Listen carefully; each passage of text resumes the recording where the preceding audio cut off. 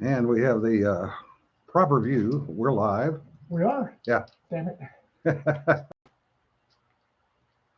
And Ian is trying to quickly fix things in the background. Yes, Richard, I did see that. The problem is I'm deaf in that vocal range, so I could see she was doing something, but I wasn't sure other than screaming in the mic. Hello, world. And Jonna Cedar says that's a lovely quilt. As always, if you want to help the lady whose broadband we're slurping off of, please buy this quilt. jhaydencreative@gmail.com.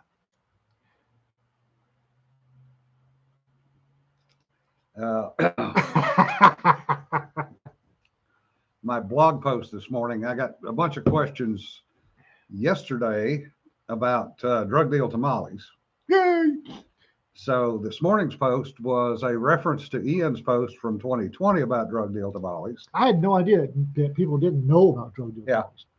So I added a, yes, we know the sign needs to be bigger. I've run out of font size on my printer.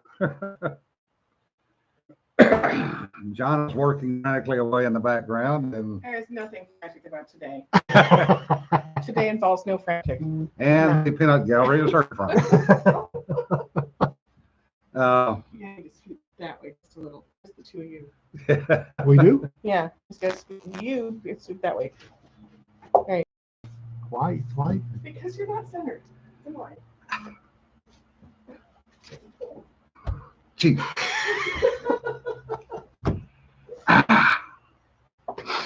Wow. And we Nothing know, like a peanut gallery, is it? yeah, and we know who's in charge around here, and it ain't us.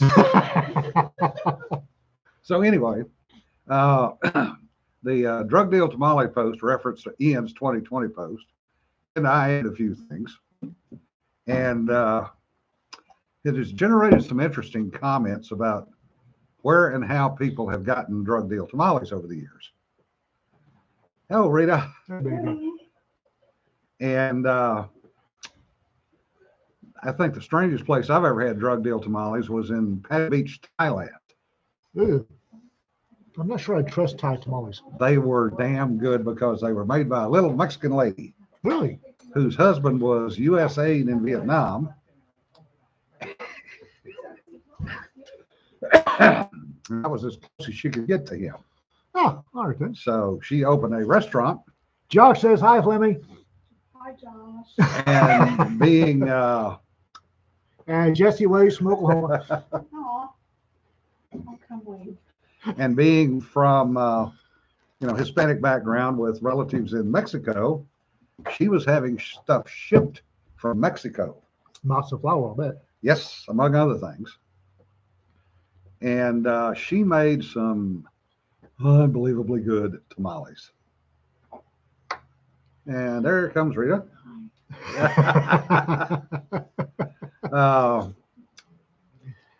So that led to a number of comments. One of the strange ones, and I should have asked either Miggy or Dot, because we were down in Florida and got our hands on some, but they were wrapped in banana leaves and they were sweet. Yeah, that's a special type of tamale. Somebody was, the last drug deal tamale post I did on Facebook, somebody was talking, there's a name for the banana or banana leaf wrapped ones. Yeah. Not sure what it's called. But they were sweet. They were almost like a dessert tamale. Tamales. Yeah, Patty Beach. Fun days. I have a couple of points to bring up. Okay. Point away. Apparently, there is a tweet by a some Manhattan bimbet that was wondering what life is like without bodegas. Apparently, or bodegas, whatever the hell it's Yeah, called. bodegas. Bodegas, whatever. She was opining briefly what the rest of the world does when you can't walk into a store for 2 rolls of or 2 Diet Cokes and get paper towels and oh, what the hell, peanut M&Ms. I have learned that apparently bodega or whatever the hell it is a Manhattan word for no petroleum, because we call it a convenience store in the rest of the world. But the only difference is we can get gasoline with ours. And depending on which store it is, you can also get ammunition, guns, and donuts. Yeah, well, it's, around. We were looking around here. It's like, okay, someplace you need to pop into to get 2 Diet Cokes, paper towels, and peanut M&Ms. Well, CVS, Tootin' Totem, 7-Eleven, Atwoods, Chisholm's, Bucky's, Stop and rob. Allsup's, the Stab and Grab, Yeah. or whatever. 7-Eleven. Stop and Go, Walgreens, Walmart, any truck stop. I'm wondering what the hell. Yeah. And this, honestly, and here's where I go off on a rant. I'm going to attempt to not rant.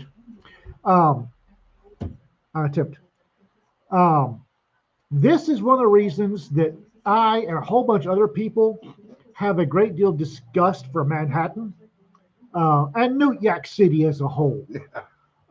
Because those sheltered little shites believe they're the center of the universe and never leave their pustulant little island to go experience anything else, yet will tell everybody that they are the center of America. That's like, who the hell elected the mayor of New York City to be the, quote, mayor of America? I didn't vote for the schmuck. I don't know anybody else around here that voted for the schmuck. How the hell does the media get off hanging mayor of America on his idiot soy boy shoulders? Seriously. And most of them don't drive. They don't have driver's licenses, don't have cars, nothing. The only thing they know how to do is walk and take the train. And apparently not well at that. Yes. But it's like, what does New York think it's all that in a bag of chips? They don't even know how to. They don't know how to cook a squirrel proper. For those of you who didn't hear that, because we haven't mic'd the back room yet, my little sweetie just announced they don't even know how to cook a squirrel proper.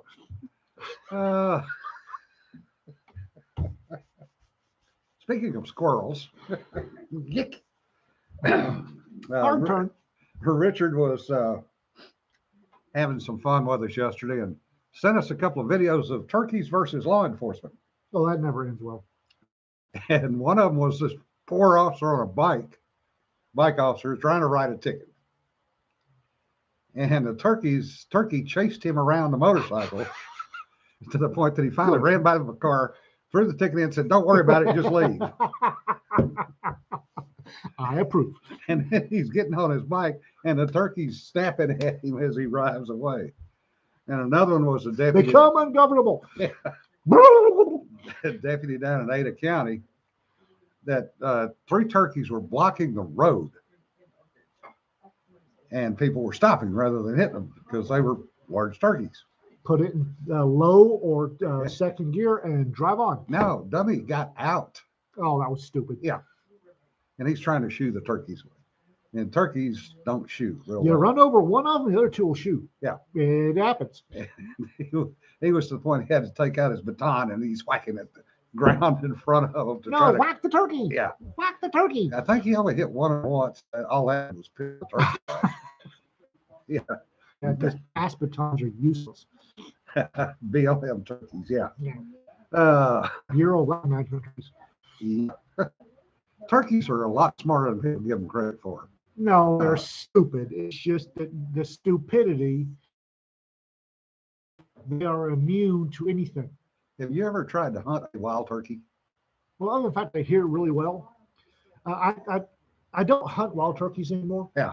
Or tame turkeys either, for that matter, because I can't whack something that's so stupid that it will drown it in a rainstorm. I know, but those little son bitches are smart in the field. I have driven into the location I was going to hunt the next day, the day before hunting season, and we saw 26 turkeys. Oh, yeah. We came in the next morning at 4 o'clock. We saw 0 turkeys the entire day.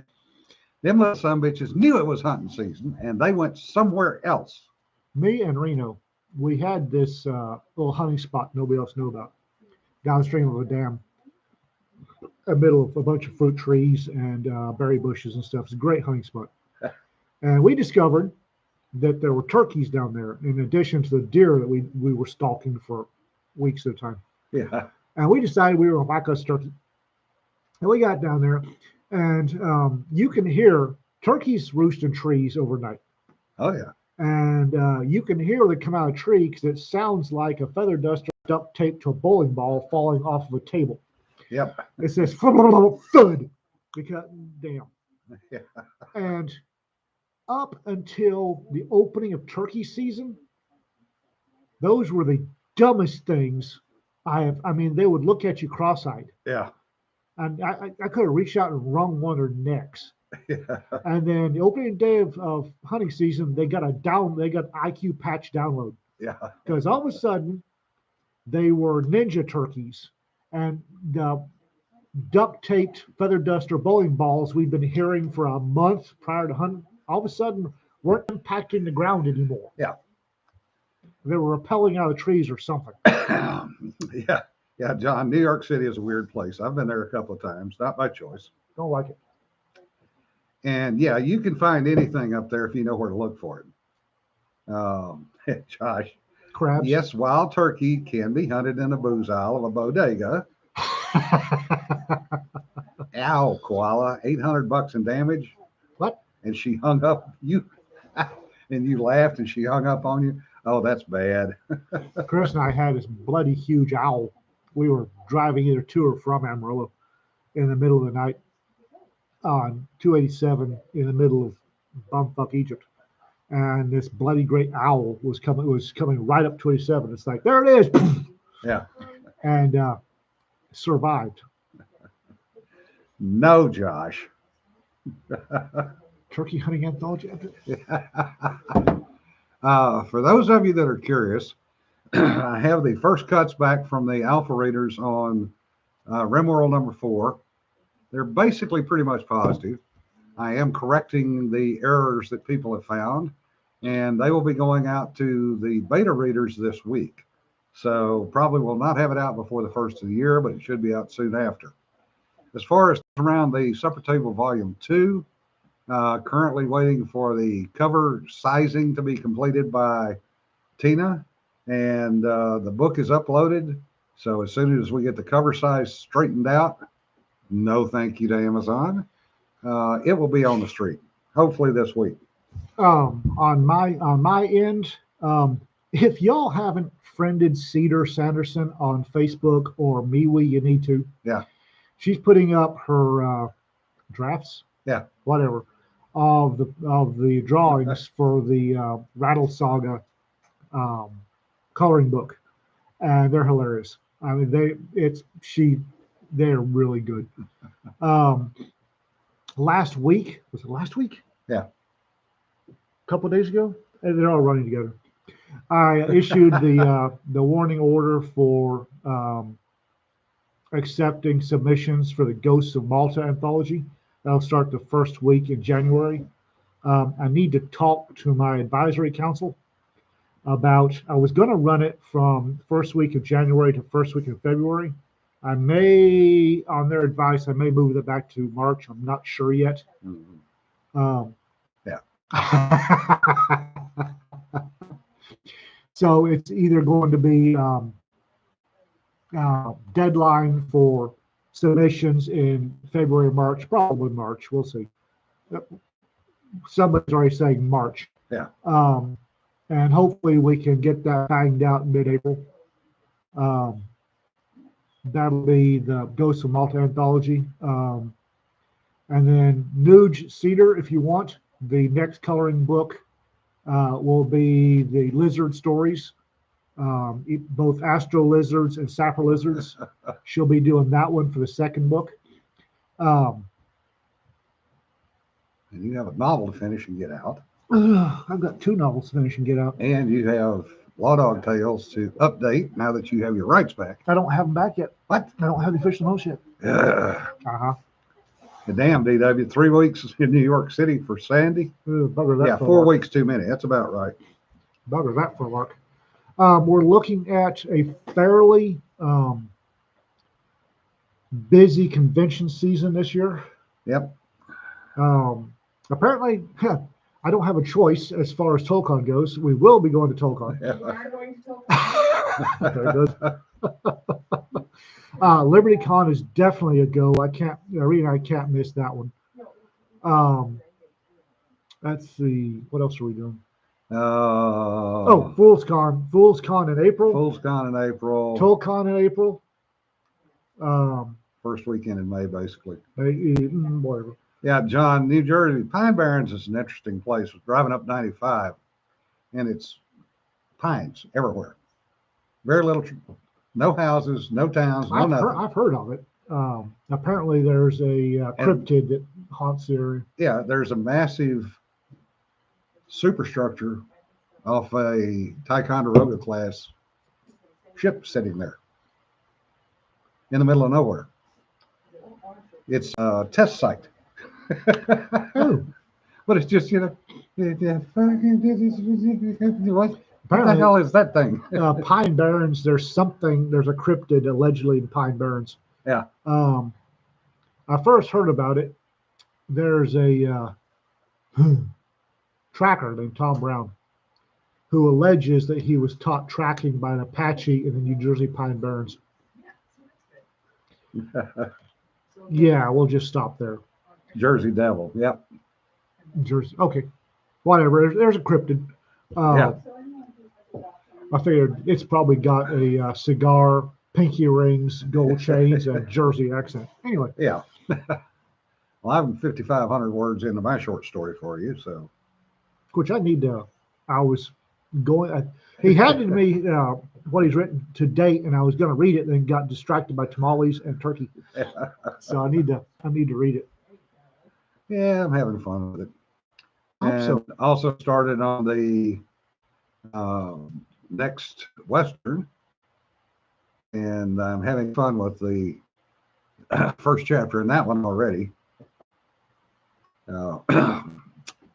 Something about how freshly born calf that bonds with Rio and his wife. Oh, Lord. Speaking of Westerns, friend Peter Grant has apparently started a young adult Western story. Yeah. Apparently, it jumped up and got a hold of him and won't turn loose. Yeah, So he's writing a YA Western. He'd written 30,000 words in the last week on this story, which is not what he had planned on being writing. I find that this is normal. Yeah. I find this is more and more normal as I go around. One thing I would like to thank everybody for, though, is those of you that have spread the word on our books. We don't have enough money to pay for advertising, and quite honestly, We don't have the reach. I wish we did. We just don't have the reach. $4,000 to $5,000 is about what I make on a book in a year. So I can't afford that much to just turn it around and do advertising with.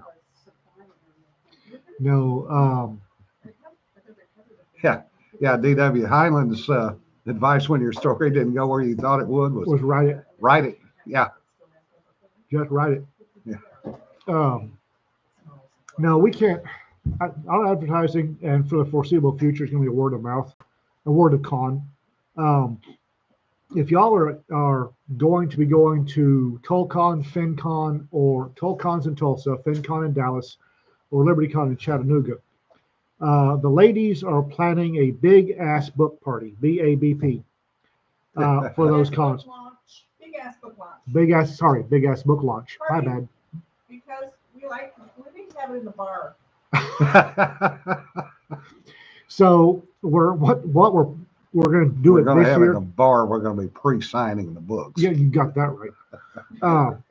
What we're planning this time, and this may become a habit, ritual, Yeah, normal thing. We don't know. whatever. What we're planning is just having all the books that the North Texas Troublemakers have released the previous year, have one big book launch at various cons. Yeah. You don't have to have a big ass to attend, though. We have got to mic the back end. This lovely soprano voice just announced over the back wall, you do not have to have a big ass to attend.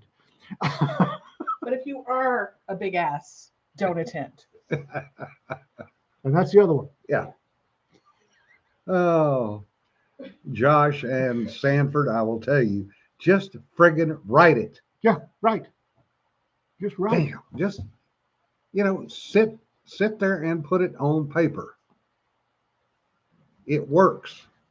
People can ask their local libraries to order the books. Now, I'd like to thank BJ because she's been buying my books for years and donating them to the local library, which is also what I do. I generally take my author copies and donate some to local libraries. I think Wichita got rid of mine, though. Huh. That's odd. Yeah, I'm a little annoyed. Yeah, that does bring up the other interesting library comment we heard earlier in the week. It appears that the parents down in Austin area have gotten a little bit more serious about what books are showing up in the school system and in libraries. I'm not sure. They have decided, apparently, that pornography will not be shown to kids in school, and I can't believe that. I'm perfectly okay with pornography not being shown to non-age appropriate students. Yeah. But on the other hand, I've been a teenage boy. Yeah. I draw the line at libraries, though. They're getting, if it's not a school library, I don't think anybody's got the right to prevent any books from being there. I really don't. If you don't want those books, or you don't want to read those books, don't check them out. Well, what they're doing is they're going back, and the county commissioners directed the library to move those books out of the children's and young adult section. I don't have an issue with that. Yeah. If they have a adult section or pornography section, that's fine. Yeah. As long as you're not burning books, because that really sets my teeth on edge. But as far as not having full-on pornography in school libraries or as school textbooks, I got no issue with that.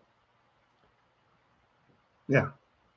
But anyway, it's the parents are getting up in arms about what the kids are being given access to and being taught. Yeah, that I don't have an issue with. Yeah. If you don't want your 14-year-old daughter being given an assignment to read a book on the proper way to administer oral sex, I don't have an issue with that. I don't.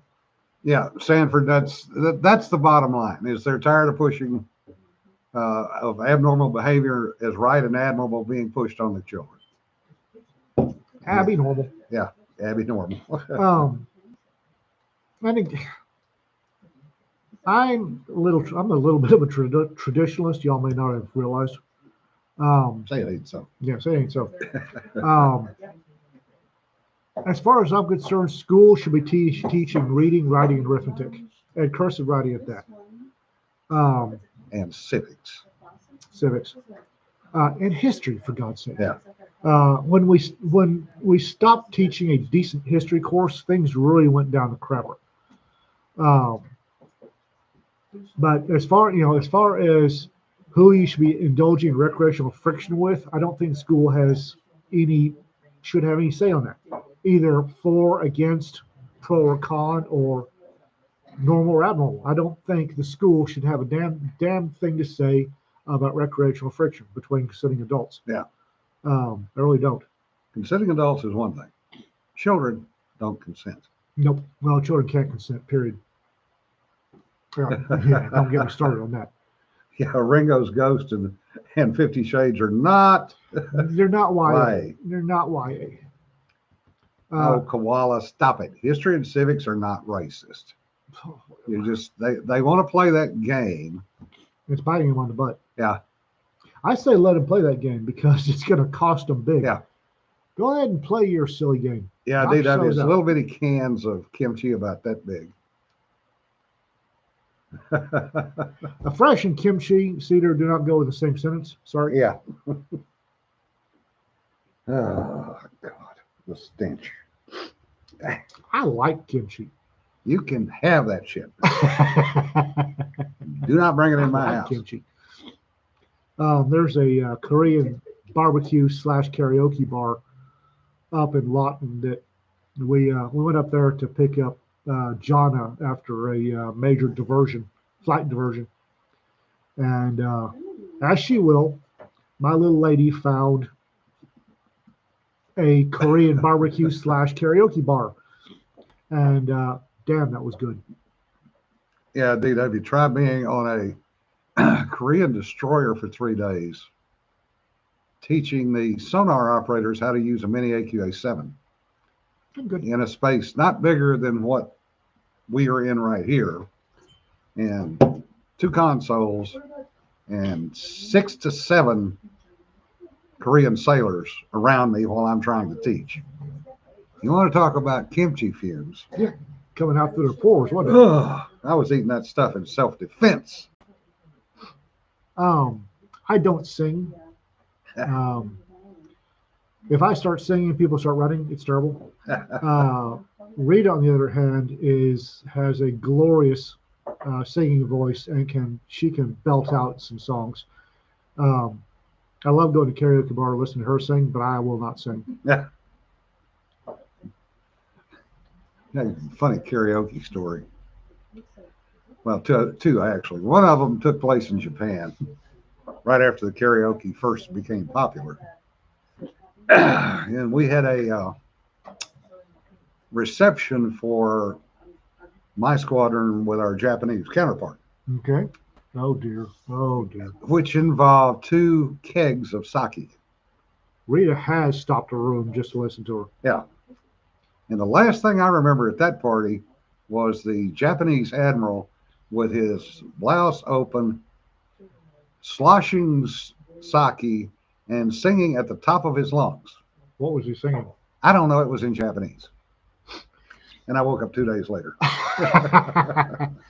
The other one was a little bit more fun. We were at the Moffett Field O Club in the late 80s, and they brought in this karaoke machine. And people were getting up and attempting to do karaoke. And there was some poking and prodding out of a booth, and this woman walks up and talks to the DJ and starts singing. It sounds amazingly like Maria Moldauer. I mean, hits every note perfectly. All right. Everybody's going, huh? And she goes back, sits down. And here's another string of people attempting to sing. And she gets back up, comes back up again, does another Maria Moldauer song. And one of the women went, that is Maria Moldauer. Apparently her little brother was in the Navy. That was a rather interesting evening. Wichita Falls Athletic Club is in an industrial building with I-beams and all the good stuff. And Mark Ripito, who owns WFAC and is the guiding light of Starting Strength, is a musician. And Rita was in there one time, and she started belting something out. And she was making the I-beams vibrate. And he walked out of his office with a stunned expression on his face. There we go. Yeah, Rita, Jen Hast, and Christine Vanderklut, 3 friends of ours, were singing a cappella one day over at Ian and Rita's house. And the sad part was all 3 of them are sopranos. Yeah. Which means I can't hear them because that's part of the friggin' band I'm deaf in. That's part of that frequency. But the smiles on everybody else's face in the house were just amazing. We were at St. Louis at the NRA show in St. Louis, whatever year that was. Yeah. And she and another blogger friend of ours on the street started belting out some opera. I used to know what the hell the song was because I had to go listen to it. and started getting the passersby clapping and cheering. Yeah.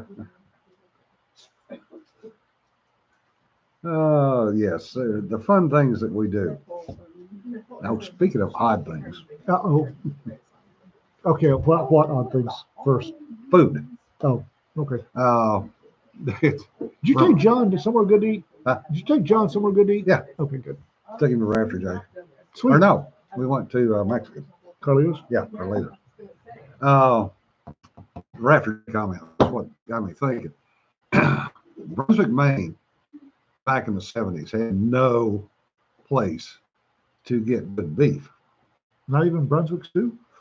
Yeah, Brunswick stew is out of Georgia, not Maine. Oh, Seafood, yes. Lobster, yes. So one of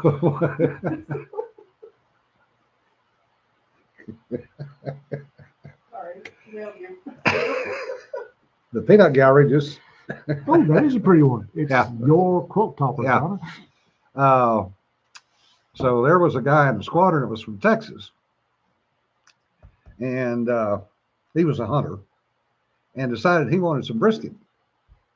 So he went down to the exchange and bought a little smoker out of the brisket, out of the exchange, Uh-oh. This can't go well. and started smoking briskets, including moose brisket and various other things up there. Moose brisket? Yeah. All right. It's a large brisket cut in half. I think he actually cut it in quarters. So neighbors smelled the barbecue, Like you do. and people were coming over going, can you get a little bit? So he started kind of selling a little bit of it on the side and had to go on deployment. So people were coming by and asking his wife when he was going to be back because they wanted some more brisket. And his wife, being a good Texas girl, went, I know how to do this. So she recruited 2 other wives Uh-oh. and apparently called home to Texas. And Got Daddy's rub recipe. oh no, got more than that. Got the pickup truck with the big smoker, the food, and the recipes.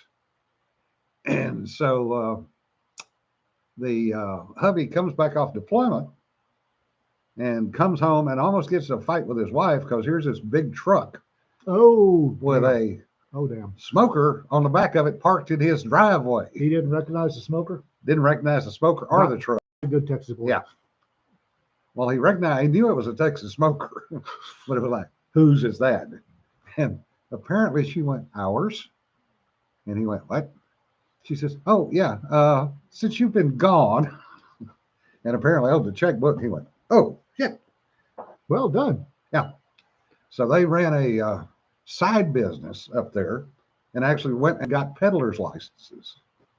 So they were legal. Oh, itinerant merchants. Yeah. And they would set up on a street corner in either Brunswick or Topsham on alternate weekends and do briskets. Food truck, basically. Food truck. And apparently made money hand over fist.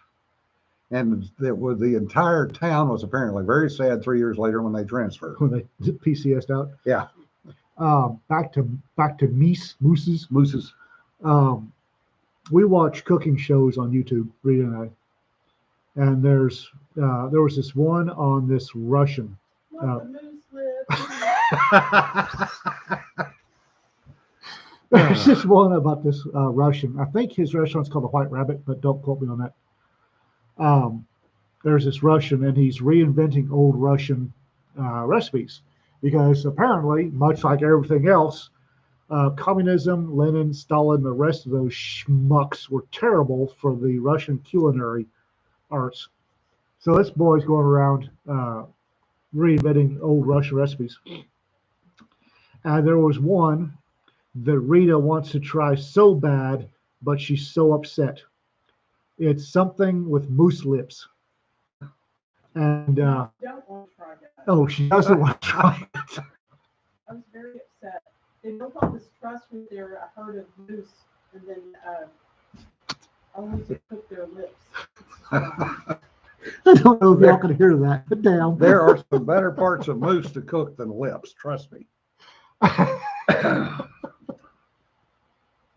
Iced coffee? No, Cedar, just no. Nuke the coffee. Good God, girl, don't drink icy coffee. Oh, That's a crime against nature. by the way, if y'all get to a con where we're at, where the North Texas Troublemakers are at, you need to have Rita reading all of her stories, or at least the story with the Cochilia. That must be heard in person to be believed. Yeah. And then after you hear her read it, you need to go buy it. Yeah, Josh. Most Scrappy Nibbles would be rather large. Moose Scrappy Nibbles. Yeah. Yeah, could be worse. It could be worse than moose lips. Yeah. Legendary pie. I miss them. Anyway, I had something else I was going to rant about, and I can't. That was popped up last week, and I can't remember what the hell it was. Oh. But the whole bodega thing, I'm just. Yeah, the light show would be interesting though, Cedar. Oh, You microwave a metal cup. yeah, don't. No, just no. I don't think we lost because of my what? Moose herd pie. I'm not even going to ask. I think it's a dessert. Okay. I just had to restart there for a second. Sarah, I suck at baking other than pecan pies. I don't bake. Pecan pies are good. Anyway, because of my work schedule has been flipped around for the foreseeable future, Tuesdays will be noon and Thursdays will be 3 o'clock. We're swapping the days and times for the podcast.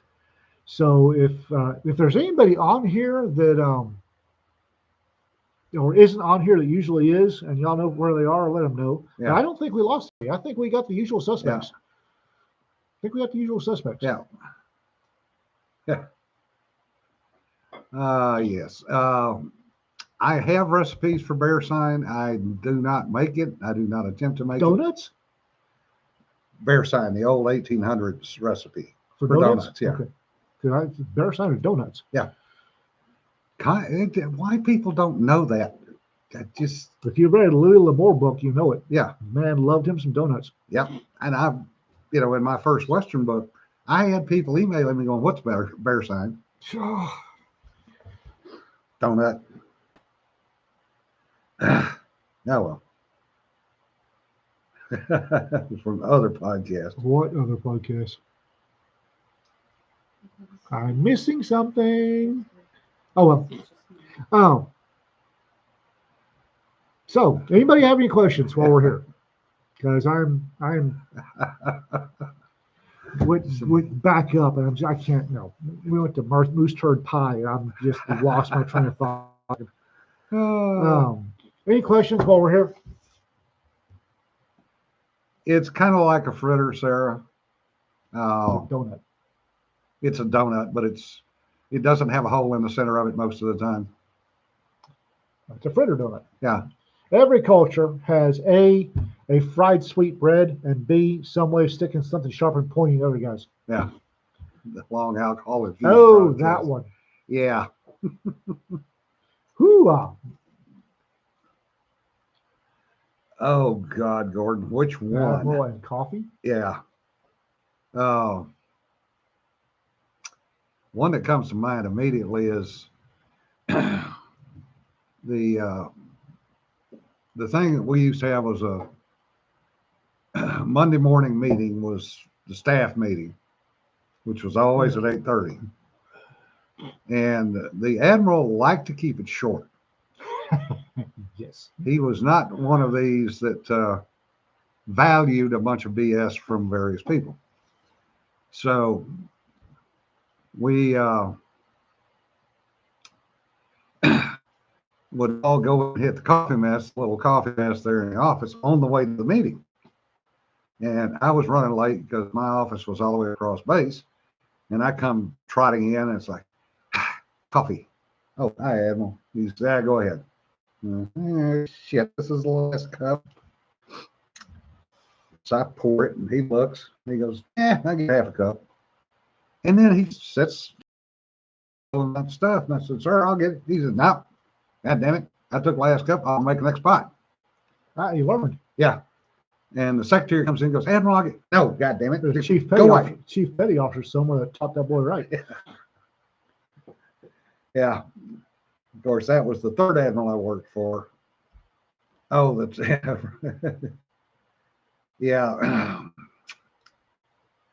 Yeah, DC was interesting back in the day. The one of the buildings that we worked out of was called Jefferson Plaza down in Crystal City. And it had some interesting properties with the elevators. They would occasionally drop about 3 floors. Oh. They never could fix it. So we had to go over to the Pentagon for a briefing with the vice chief.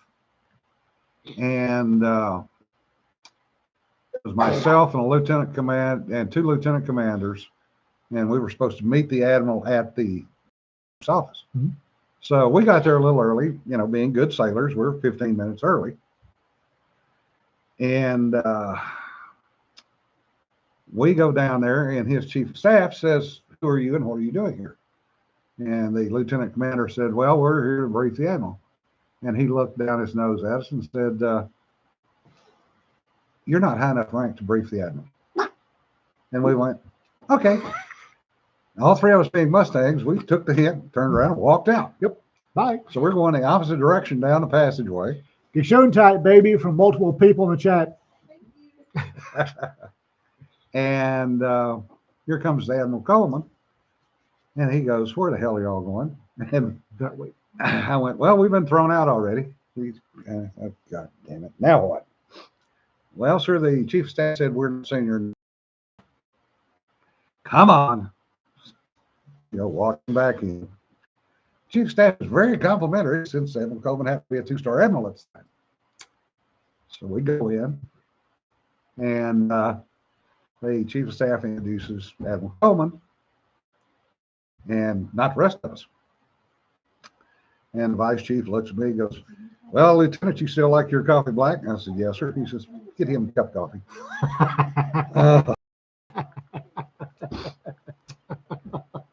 That one did not go well.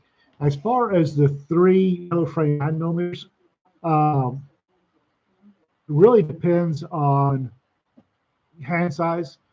Something from SIG, a 239, 225, or 226 is always good. If you can have either Wilson Combat or Langdon's Trader Job in a bag, the Brett 92 is not a bad 9mm, although it's the size of a box of Wheaties. Yeah. And honestly, I'd grab a Ruger SP 101 cut for the 9mm one cut for moon clips.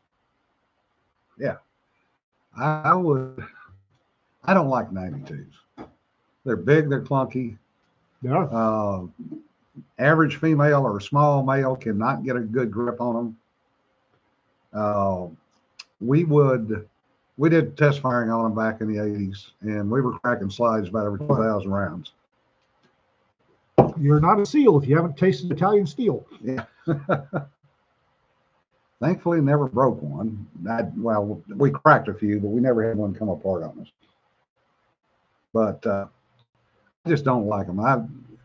Colts, we went to the Beretta factory at Accokeek, and I was not impressed with the guns they were building for the military, because they were claimed to be CNC machined. Okay. But yet when we went in, they were beating the frames into jigs. Oh, not which tells me that they were not quite as good as they said they were. One of my and SIGs, I find, are just too damn busy, and I don't like decockers.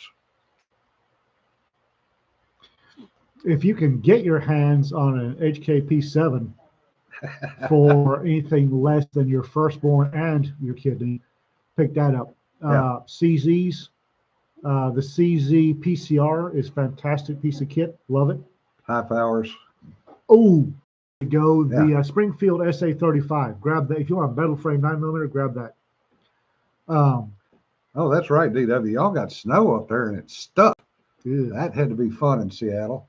A friend of mine's up on Whidbey Island, got 16 inches of snow on Whidbey Island. He's got- Josh, he was asking about metal framed pistol 9 mils. Yes, again, 6 to me are a little too busy. Yeah, thumb and decocker, DW. I'm there with you. Female with large hands, I recommend you go to a gun rental range, Yes. check out several guns, and the one you like, go to the gun store and buy that one. Yep. Which is exactly the same thing that I would tell a man with big hands, a man with small hands, or one with small hands. Go try out several of them and buy the one you like. Yeah. The big thing is there's no one size fits all. Nope, not as far as guns go. And as you get older, you lose hand strength, men and women both. Well, not only that, but I've knuckle jousted, as Tab Keel said, too many people. I've Yeah. punched way too many heads, and it's affected my shooting here. Um, Yeah. Hurting hands make shooting hard sometimes. Yeah. And the reason we say rent it and go shoot it Yep. is exactly to the point DW is making. Mm-hmm. It feels good at the counter, does not mean it's going to feel good when you shoot it. That's exactly right. And anybody that shot 1911s has scars right here. I'm going to guarantee you from the bite of the slide coming back because you want a high grip. Yep. Always, unless you have some quite a bit of experience, don't grab the first one that catches your attention. Go to a gun range that rents guns, or find a buddy with a lot of guns, and go try several of them until you find the one you like. Yeah. I honestly, what Rita and I are carrying a lot these days are K frames or the equivalent revolvers, 38 revolvers. Yeah. They're effective. They're easy. I like 3-inch snubbies, so we've got several 3-inch snubbies. SP 101 and a Model 10-7, I think. Yeah. And Rita usually carries 2 of them when she's out traveling, and it's a K frame or equivalent sized 38 revolver. And I don't know if it was somebody on here, since the package came with no friggin' return address and I hate those. nobody owning up to doing it, but whoever sent me the very, very nice holster for Christmas for the Colt Cobra, thank you. That's Colt Cobra, the 3-inch 357 is probably in my future once some other stuff's out of the way. I have a weakness for 3-inch snubbies. Do love myself a 3-inch snubby. Yeah. And Rita tends to glom onto mine pretty quick. Like every one of them. She gloms onto them pretty quick. That's what I grew up shooting, was revolvers and 1911s, and I've just really never seen a reason to go away from that, other than, I did go to the dark side in the late 80s and got a Glock cheap, $212 out of the exchange in Kodiak, Alaska. Not wrong Glocks. And it's a gun. It works. It has absolutely no personality. Yes, we're still doing phrasing. We're ignoring it, but we're still doing it. The Ruger P Series autoloaders are decent pieces of kit. Yeah. They're huge. Yes. You think the 92 is a box of Rice Krispies, a cereal box. The Ruger 90 series is even bigger. They're big and they're awkward. In 9mm, they're not bad. In 40 and 45, they get a little spicy because the bore axis is so far above the trigger finger that they've got quite a bit of muzzle flip to them. Yeah. And muzzle flip is an issue. It's also an issue of control and good grip placement. grip is one of the simplest things, and at the same time, one of the hardest things to get people to do correctly. We had a couple of young ladies come down here and want to go through training. Mhm. And so I ran them through a basic NRA course and took them out to the range and ran them through a different selection of guns, including, I always start with a 22. And Because they don't make a 20. yeah, I'm not buying a 17 HMR pistol. Now, you've seen the price of them damn Have you things. seen the fireball coming out of the muzzle on those things? Yeah. Bloody hell. It's gonna be yuck. It's hard to train somebody when you're having to put out their eyebrows every time they pull the trigger. But we worked with her on a number of different guns. Took her to a gun store, our favorite gun store, and she had a problem with grip strength, rack and slide. But she wanted something that was small, concealable, and was not comfortable shooting a 38. So we found her a 380, and I can't remember. Is it Easy? Smith & Wesson 380 EZ. Yeah, Smith & Wesson 380 EZ. And she liked that. She could rack the slide consistently. And so we got it for her and sent it to her. And she is now qualified for a concealed carry permit with that gun and goes to the range routinely and shoots it. That's important part is routinely going to the range. And I'm here to tell you, if I can find a J-frame or a Ruger SP101 in 32 H&R Magnum, I'm snapping that puppy up. For a trainer, the 32 H&R Magnum is a decent equivalent to a 38 Special, more or less. Yeah. With proper ammo. And in a J-frame or SP101, you get 6 shots, where you get 5 with a 30.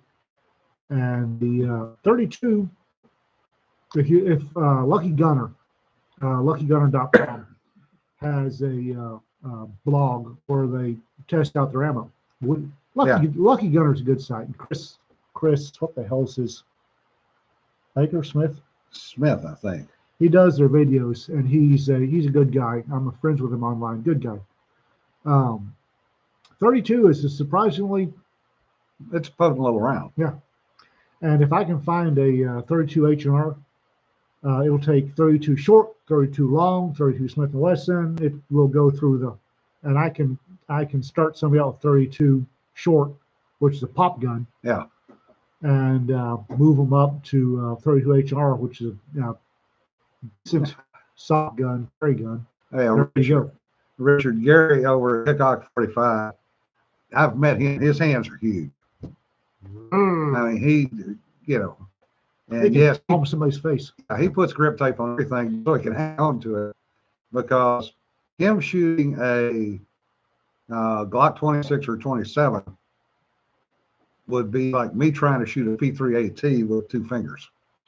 I mean, he's lucky if he can get 2 fingers on the grip. His hands are that big. They're bigger than Matt's. Yeah. 327 Federal is a rifle round. Yeah. It's out of a slick little lever action, and 327 Federal is a nice round.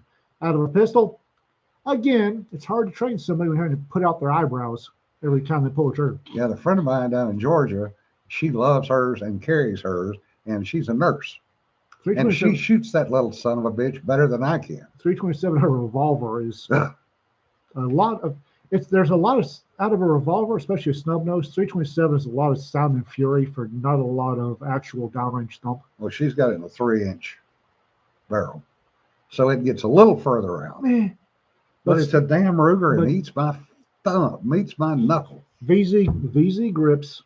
Grab VZ grips, one of their G10 grips, and they fill in behind the trigger guard. Yeah, Josh. So what you're saying is a migration has occurred? That tends to happen, guys. Yeah. Don, what are you talking about? I had to literally go through in my will and sort out which daughter got which guns out of the safe. Yes. And you're going to have to be the one to give it to them. Yep. You see those 2 ladies in there? They'll take care of it. Oh, Work stuff. Ah, Oh, okay. okay. I was fixing to light up somebody. I did not clean anybody else's house out. What did she mumble? I didn't hear it. I am not cleaning out one more goddamn house.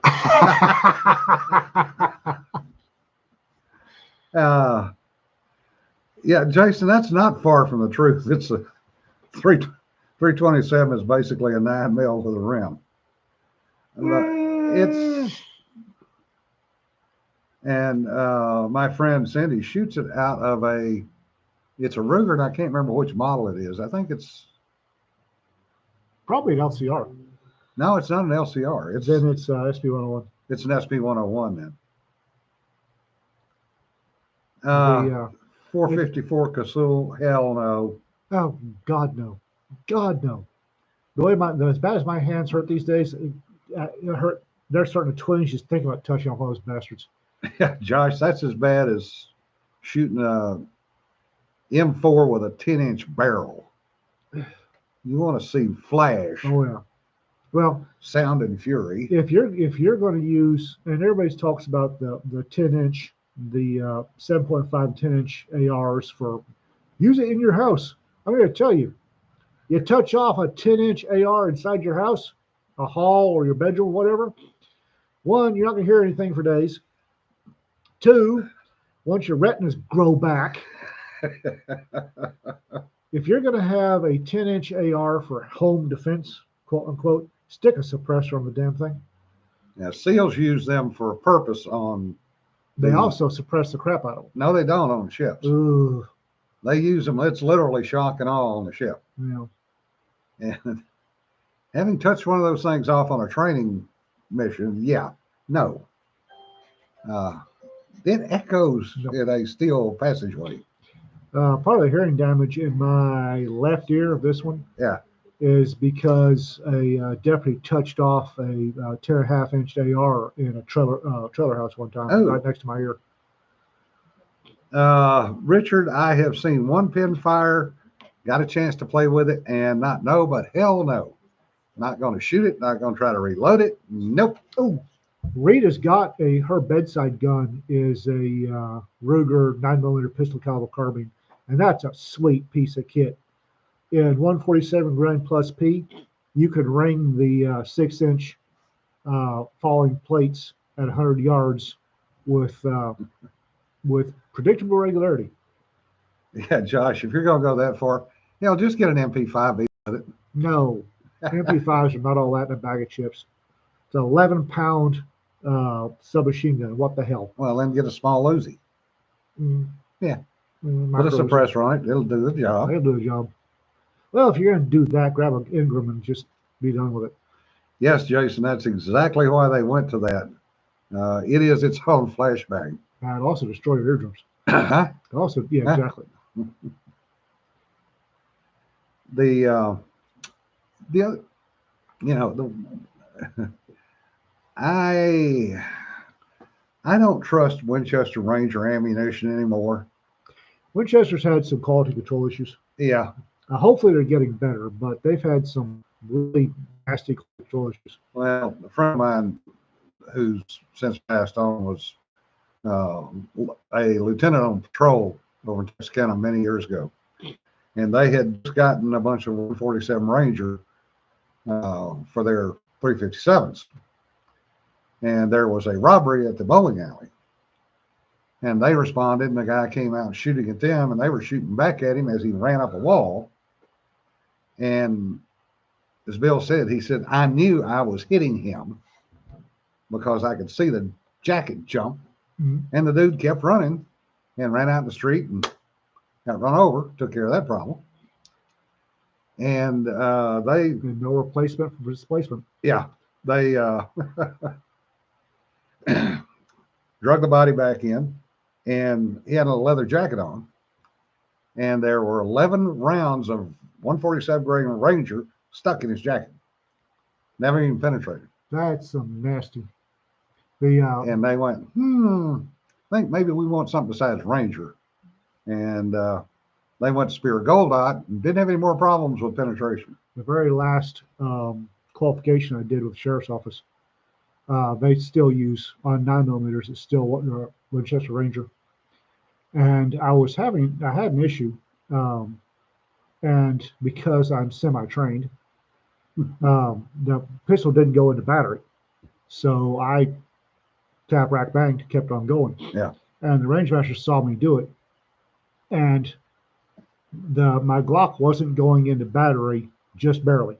It was just barely out of battery, so it looked like it was in battery. So he hoorah'd me about unnecessary administrative fingering of the gun, handed the round back, and said, "Stop, stop showing off." So I ran it again and had another one. Looked like it was in battery, but the trigger wouldn't pull.